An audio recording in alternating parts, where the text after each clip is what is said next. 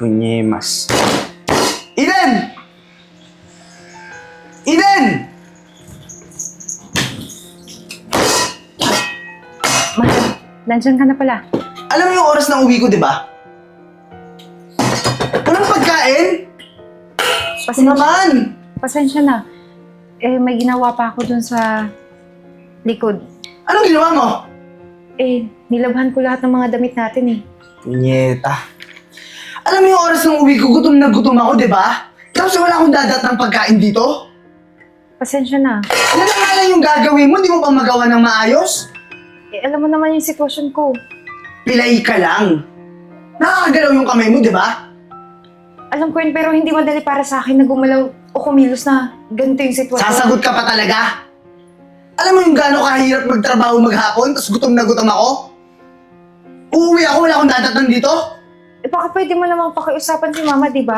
Para Uy! naman makatulong sa akin. Ano bang ingay yan? Dilig kayo sa labas Itong pilay kong asawa, wala na nga talagang silbi. Nakakapagluto naman yan, di ba? Alam niyo yung oras ng uwi ko. Ngayon wala akong dadat ng pagkain, gutom na gutom ako, ma. Oo, ba't di ka nga naman nagsaing?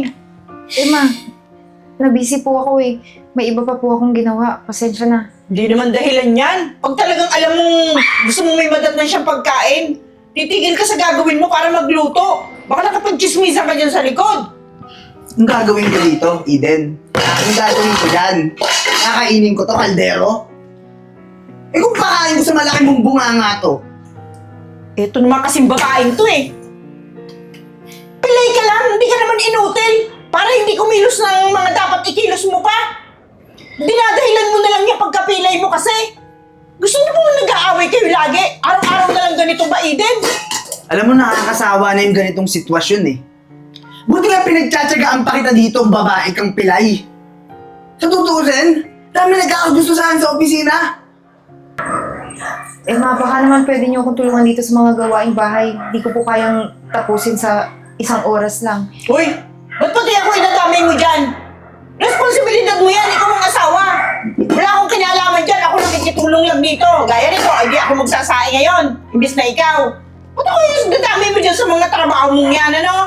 Tsaka, hoy, ikaw huwag mo idinadamay dito yung nanay ko. Ikaw yung may problema dito. Nakikiusap lang naman ako. Tayong tatlo lang din naman yung nakatira dito. Sana magtulong-tulong tayo. Sana magtulong-tulong tayo, sana tumulong ka. Magkasilbi ka man lang. Ang galing mga tuwiran, ano? Anong kakainin ko ngayon?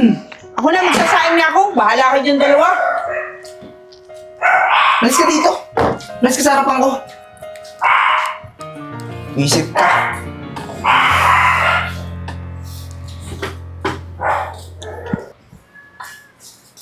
Ano ba yan? Ang bagal-bagal lang pagsasandok na yan. Pagsasandok na nga lang. Ako na nga nagsaing. Ito na po. Dadalhin ko na po. Lagi ka rin yung ginawa yan. Alam mo, nakakairita ka eh. Pati ako nadadamay sa init ang ulo ng asawa mo eh. Pasensya na po. Ito na po. Dadalhin ko na sa lamesa para Lagi mo si makakain tayo. pasensya, nakakarindi ka na. Alam mo, lagi mong isaksak sa utak mo na napilay ka lang. Ito, kaya pang gumalaw yung mga kamay mo, bilisan mo. Ma, lahat naman ginagawa ko dito sa gawaing bahay. Ikaw nga itong buong araw nakahilata lang, walang ginagawa. Hindi mo man lang ako tinanong kung pagod na ako. Ha, in fact, sumasagot ka pa? Huwag mo akong iinisin agad-agad, ha? Huwag mo akong iinisin, ha? Nakakainis ka talaga. Baka akala mo, hindi ako naiinis sa'yo, ha? Bakit po? Totoo naman yung sinasabi ko Hindi ka man lang nag-offer na tulungan ako sa mga trabaho dito. Ako, huwag mo akong sisitahin dito, ha? Pamamahay ko kaya to. Kayo ang nakikitira dito. Sisitahin mo ako? Ba? Sa sarili kong pamamahay? Ano gusto mo mangyari? Pasensya na po. Puro kasi pasensya! Sa susunod, ha? Huwag mo akong sasagutin, ha? Pag nasagot-sagot mo ako, kala mo, hindi ko lang matakan yung pagmumukha mo? Nakakairita ka! Nakakairita ka talaga! Nakakairita ka talaga! Nakakagigil ka! Nagtuto ka naman. Ano nangyari dito? Ito kasi asawa mo eh. Lumalaban sa akin. Nakakainis. Sinasagot-sagot ka? Oo. Muntik pa sa akin eh. Ba't yung mga takot na kalderong yan? Hindi Wala ka talagang respeto sa nanay ko, no? Prince, hindi totoo. Siya pa nga nanakit sa akin eh. Ganon? Tingin mo maniniwalaan kitang pilay ka? Ha? Eh wala ka na nga silbi dito sa bahay eh. Pagod na ako sa'yo ha. Palamunin ka na dito. Wala ka ng silbi. Pagiging inutil mo, tatanga-tanga ka pa. Kukumad-kumad ka pa gumalaw. Nyeta, Diyos ko Eden, araw-araw na ginawa ng Diyos. Friends, asawa mo ko, bakit hindi ka naniniwala sa akin? Bakit yung nanay mo lagi, ha? Simula nung napinay ka, wala ka ng silbi sa akin. Naiintindihan mo ba yun? Ultimo pagkain ko galing trabaho, di mo magawa ng tama. Tapos nadamay mo pa tong nanay ko? Bakit? Pinakasalan mo ba ako para gawing katulong? Bakit? Ano bang silbi mo sa akin? Di ba pinay ka na? Di ba dapat ang mag-asawa nagtutulungan? Bakit wala kang tulong dito? Tumutulong ako dito! Higit pa sa katulong yung trabaho ko! Bakit hindi mo nakikita? Hindi mo naiintindihan? Eh di ba yung nanay ko naman madalas gumagalaw dito? Grabe nga managot yan ngayon. Eh lagi naman sinasabi na ng nanay ko siya naglalaba. Madalas siya din naman nagluluto, wala ka daw ginagawa. Friends naman, Tingin mo paniniwalaan ko yung sasabihin mo? Nanay ko to, magsisinungaling ba yan sa akin? Eden, nakakapagod ka na. Buwisit kang babae ka sa buhay ko. Simula nagkapilay ka, nagkandamalas-malas na ako. Matatanggal pa ako sa trabaho dahil sa'yo. Lagi ako nalilate, walang ay. Alam mo, para may maging pakinabang ka sa akin, gagawin kitang pulubi sa daan. Mamalimos ka. friends, huwag mo yung gawin sa akin. Ano ma? Bagay nga sa kanya, parang tingin ko. Diba? Tama yung naisip niya. Total, wala ka namang silbi dito sa bahay. Nang magkasilbi ka, ilalagay kita sa daan. Nang maawa sa yung mga tao, mamalimos ka. O di may pakinabang ka ngayon. Friends, parang awa mo na. Ginagawa ko naman lahat dito. Bilang asawa mo. Wala ka namang silbi! Di mo naiintindihan? Ilalagay kita sa daan. Mamamalimos ka sa daan. Lahat ng kikitain mo kukunin ko. Ma, Gagawin kitang pulubi. Nang magkaroon ka ng pakinabang. Ma, ayusin mo na mukhang pulubi yan nang nakakaawa. Lalagay natin doon sa daan. Pwede ka na, kumain ka na. friends,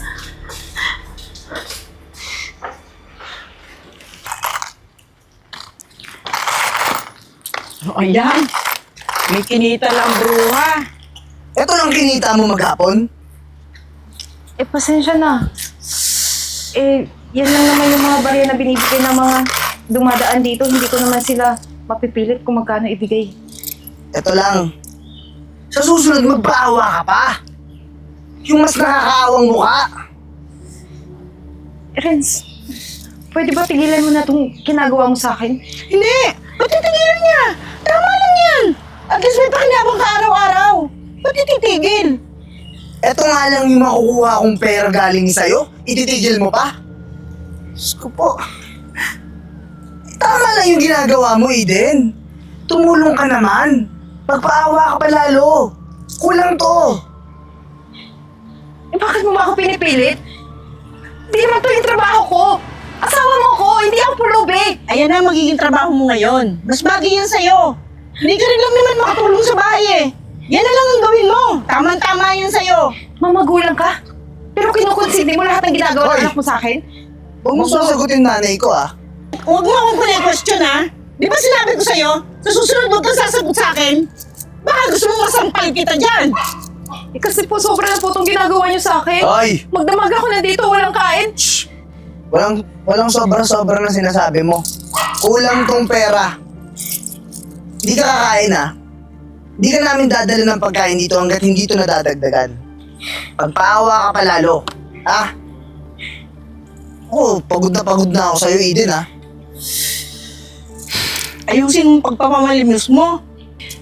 Renz, baka naman pwede niyo akong dalhan dito ng pagkain. Kanina pa ako dito. Umaga pa lang bilad na ako sa araw. Hindi nga ako nakainom. Gutom ka na? Gutom ka na? Gusto mo kumain? Dagdagan mo to! Kulang nga ito pangkain eh! Pangkain namin! Ang gagawin ko dito, ma? Nagre-reklamo pa, gutom na daw.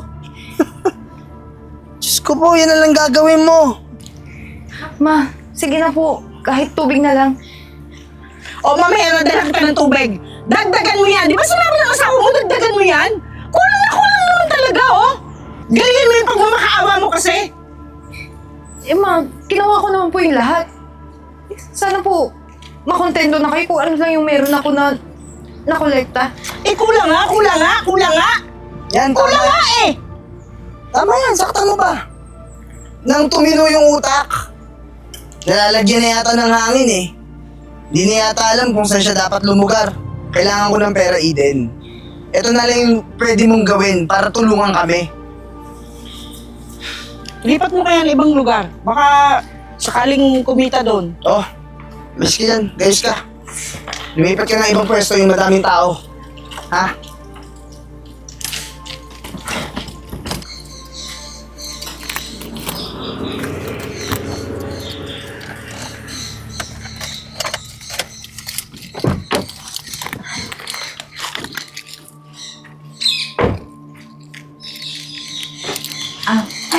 Ano yan? Miss, pwede po ba makahingi kahit konting tulong lang? Para lang po sa pagpapa-opera sa paa ko. Kailan ka pa ba napilay? Matagal na po eh. Kaso wala po kaming pera para panggamot tsaka pampa-opera. Kaya namumulubi na lang po ako. Ang sinasabi mo, di ba dapat sinusuportahan ka niya lalo't at may kapansanan ka? Ma'am, totoo po yun. Pinilit niya akong mamalimos. Ha? May ganun bang klaseng asawa? Totoo po yung sinabi ko. Gusto niya akong pakinabangan. Kasi daw, pilay na ako. Pati nga yung nanay niya, minamaltrato ako eh. Grabe naman pala yung pamilyang yan. Siya bang may dalan? Bakit ka nalumpo? Hindi naman po. Nadistrasya po kasi ako. Simula nun, nagbago na yung ugali ng asawa ko. Ganyan naman talaga mga lalaki. Pag may pakinabang ka, doon sila mabait. Pero pag wala na, itatapon ka. Ganito na lang. May mga trabaho akong pwedeng i-offer sa'yo na hindi naman kailangan yung paa mo. Okay lang ba sa'yo? Kaysa dyan ka, nabibilad ka sa araw, usok, lahat na lang ata. Di ka gagaling kung ganyan. Ang environment mo. Yung company namin, may foundation na hinahawakan. Tumutulong kami sa mga taong kapaspalad, yung mga taong kagaya mo, hindi mapagamot ang sarili. Ipapatherapy ka doon para naman makalakad ka na. At pag gumaling ka, pwede ka tayo ipasok sa trabaho. Naku ma'am, marami pong salamat ha. Malaking bagay po yan para sa akin. Kaso po, kailangan pa po ba ng permiso galing sa asawa ko? Baka kasi hindi pumayag. Sa'yo naman nang galing, di ba? Tignan mo nga, pinapalimos ka niya. At ang ginagawa niya sa perang iipon mo, kinukuha niya. Pwede na yan. Sumama ka na lang sa akin para mas maging okay ang buhay mo. Hindi mo kailangan ng tulong niya. Mga walang kwentang lalaki talaga. Sige po ma'am, maraming salamat po. O tara. Miss Arian, good morning po. Good morning, Eden. Oh, congratulations, ha? Naku. Ikaw na ang bagong director ng foundation natin. Di talaga ako nagkamaling tinulungan kita. Sigurado ako, marami kang tutulungan na tao, yung mga deserving na gaya mo. Oo naman po. At nagpapasalamat din po ako dahil tinulungan niyo ako at nabigyan pa ng pag-asa sa buhay. Akala ko kasi dati hanggang doon na lang yung papel ko dito sa mundong to. Pero nang dahil sa'yo, nabigyan ng direksyon yung buhay ko at nakakalakad na ako. O siya, mauna na ako ha. Ikaw na bahala sa mga hihingi ng tulong. Sige po, makakaasa po kayo.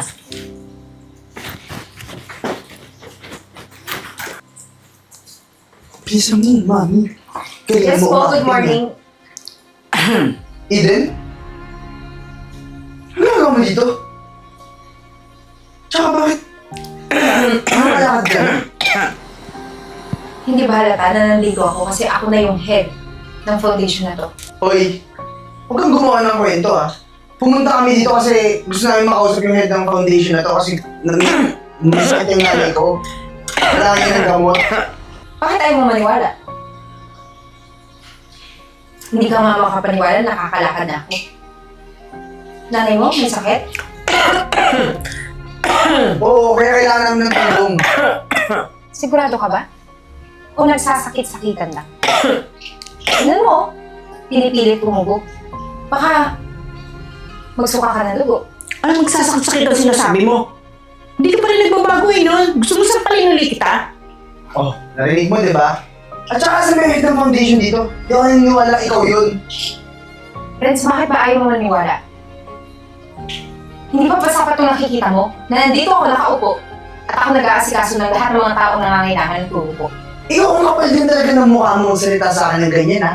Umalis ka nga nang di namin alam, eh. Ano? May tumulong sa'yo? Hindi mo na kailangan malaman kung bakit nawala ako o sino yung tumulong sa akin.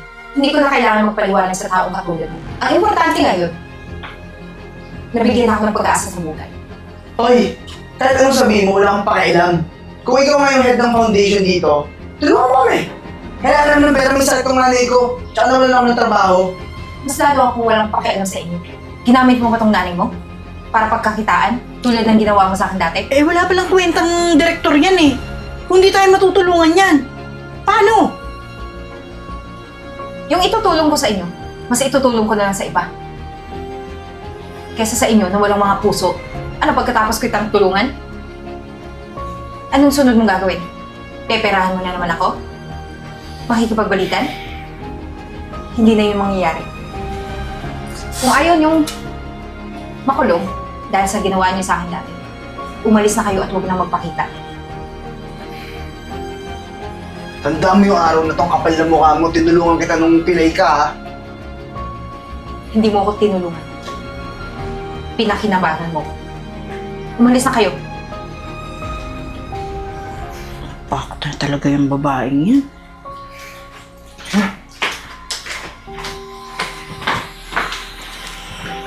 Dito na lang tayo manghingi ng tulong, oh. Dito.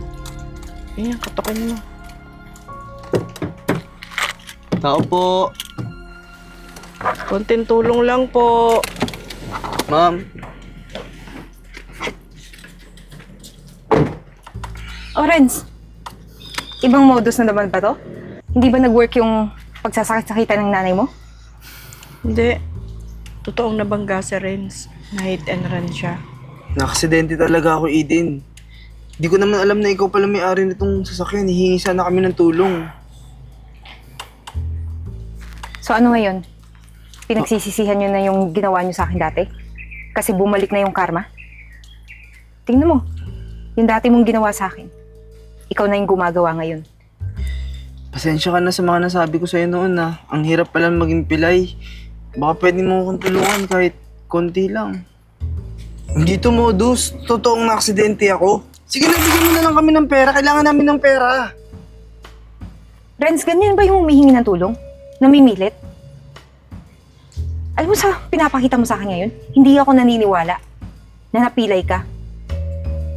Alam mo ba yung ginawa mo sa akin dati? Ninyo, dati sa akin. Sobra yun. Baka pwedeng kalimutan mo na yun. Ang tagal na nun eh. Hindi ko malilimutan yun. Kulang na lang patayin niyo ako eh. Alam mo ikaw, ang dami-dami mo pang sinasabi. Kung ayaw mong tumulong, ay diwag! Tara na, Renz! Ako naman dito. Ikaw na, doon tayo maghanap. Si Mami, okay na yan! Okay na yan! Ito na